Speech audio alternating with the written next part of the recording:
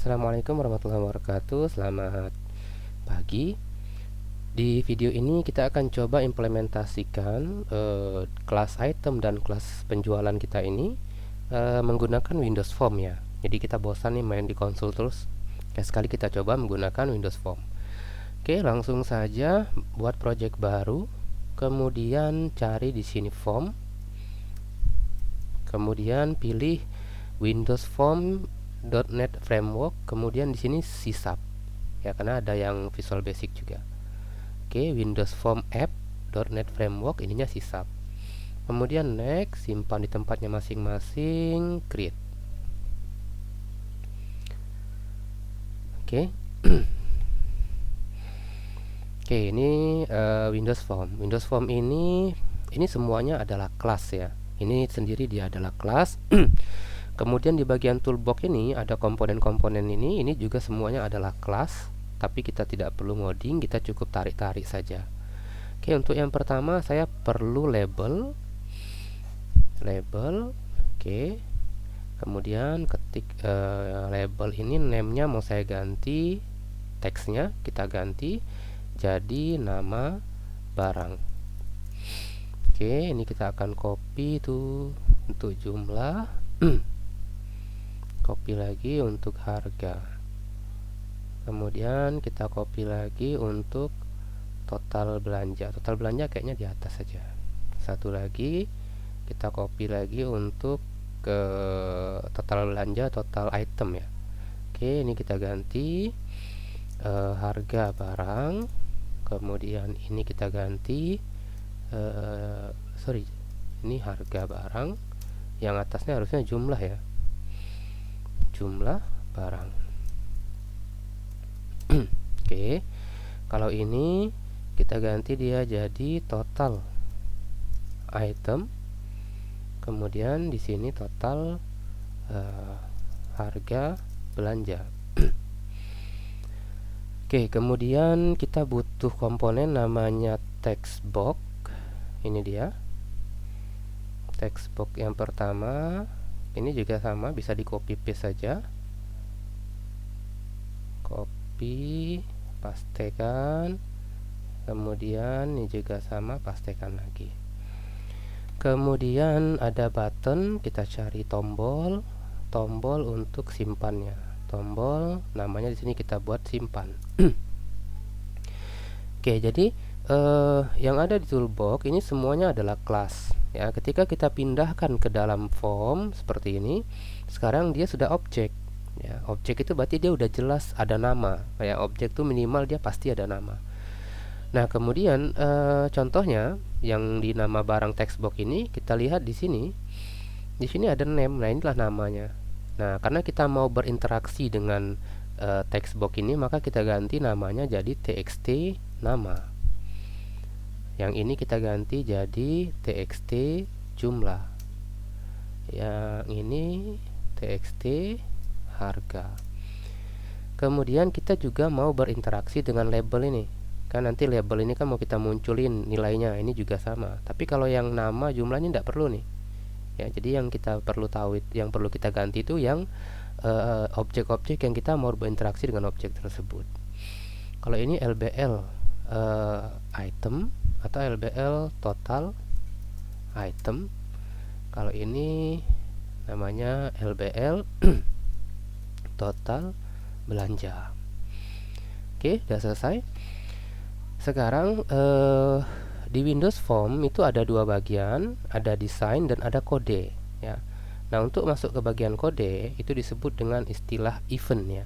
Event itu misalnya ini kalau saya jalankan, pada saat tombol simpan ditekan misalnya, itu apa yang mau kita lakukan, actionnya apa misalnya. Jadi ada event, ada action.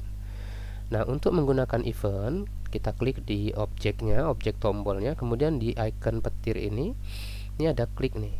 Nah, tinggal kita klik dua kali di sini. Nanti kita akan masuk ke bagian kode. Ini jadi dua ya, ada form1.cs, ada form1.cs design. Jadi kalau mau pindah, ini design, ini kode. Kalau kita lihat di sini, ini sebenarnya dia kelas juga. Nama kelasnya adalah form1. Dia ada dua metode. Pertama ada form1, ini berarti konstruktor ya, karena namanya sama dengan nama kelas, dan ada void, ada return. Kemudian ini ada satu void, ini tidak usah diganti, tidak boleh diganti supaya programnya tidak error. Nah, kode kita itu kita ketik di sini. Ya, misalnya saya mau nampilin message box hello world misalnya. Oke, begitu dijalankan, saya klik tombol simpan, muncul hello world ya. Oke. Nah, sekarang saya mau nampilin nilai yang ada di txt nama ya. Kita lihat di sini kan ini txt nama. Berarti saya ambil dulu nilainya, string nama sama dengan, ini udah harusnya muncul otomatis ya, txt nama ini titik teks. Baru saya embok lagi nama misalnya. Oke. Kalau saya jalankan, kalau saya ketik di sini buku, harusnya muncul buku. Kalau bukus harusnya juga muncul bukus. Oke. Jadi ini cara mengambil nilai dari objek nama. Objek txt nama ya. Kita bukan cuma bisa ngambil teks saja, kita bisa ngambil width-nya, berapa sih lebarnya, tinggi dan sebagainya lah ya. Oke, dalam konteks ini kita ambil nama dulu.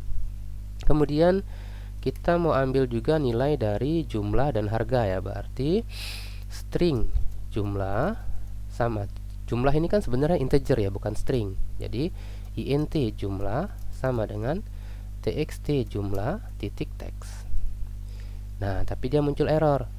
Error ini karena semua yang berasal dari text box itu kembaliannya adalah string. Mau kita simpan di int ya pasti tidak bisa. Ya, ini kan string nih. Nah, berarti ini harus kita ubah jadi int titik parse int seperti ini. Berarti untuk harga juga sama, int titik parse txt harga titik teks.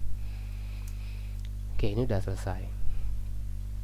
Berikutnya baru, nah kita impor nih, kan kita belum ada kelas item dan kelas penjualan. Yang kelas ini ya, ini juga tidak ada. Bisa kita buat manual, atau karena kita sudah pernah buat, saya cukup add saja. Klik kanan, add existing item. Nah, cari project console kita. Kemudian di sini kan ada item dan ada penjualan. Oke, saya add. Harusnya ada penjualan dan ada item. Ini udah benar. Nah, berikutnya tinggal saya buat objek aja. Item, items. Kok enggak mau dia? Sebentar, dia belum kenal kayaknya. Kita lihat di item nih. Namespace-nya masih console app ya. Ini bisa kita ganti dengan namespace ini apa sih? Windows Form 2 nih, kita ganti aja nih. Ini sesuaikan dengan nama project masing-masing ya, karena pengaruhnya ke nama project. Penjualan juga sama ya. Oke, udah selesai. Kembali ke form 1 CS. Di sini tadi. Item sudah muncul. Item sama dengan new item. Oke. Kemudian item titik nama, kita masukkan nama. Item titik jumlah, kita masukkan jumlah. Item titik harga sama dengan harga. Baru kita panggil kelas penjualan. Nah, kelas penjualan tuh saya panggilnya bukan di dalam metode button klik 1 ini, bukan, tapi di luarnya saya taruh di sini. Jadi dia cuma dibuat sekali ya. Sama dengan new penjualan. Oke. Nah, di sini baru saya gunakan variabel penjualannya. Penjualan titik tambah item, kita masukkan nilai itemnya. Oke. Kodenya jadi seperti ini. Nah, kalau sudah kita masukkan penjualan ke dalam item, kita udah bisa dapatin berapa banyak total item, berapa banyak total harganya ya. Misalnya LBL total item titik teks sama dengan penjualan titik get total item. Oh, lupa saya tambah tuh string. Nah, gini. Karena kan dia string ya, dia integer ya, maka kita jadikan dia string. Kemudian LBL total belanja titik teks sama dengan penjualan titik get total belanja. Sama, ubah dia jadi string. Seperti ini. Oke, ini kita geser dulu. Ini udah selesai ya. Kita jalankan. Harusnya nanti di sini muncul total item dan total harganya. Oke, kita masukkan jumlahnya 2, 1000. Muncul nih. Ups, teksnya hilang ya, lupa saya. Kalau saya klik sekali lagi, jadi 4000. Itemnya juga 2, 3 dan seterusnya. Ini kita tambahkan teks berarti. Total item sama dengan plus. Ini total belanja sama dengan plus. Oke, ini udah selesai. Oke, kita coba lagi.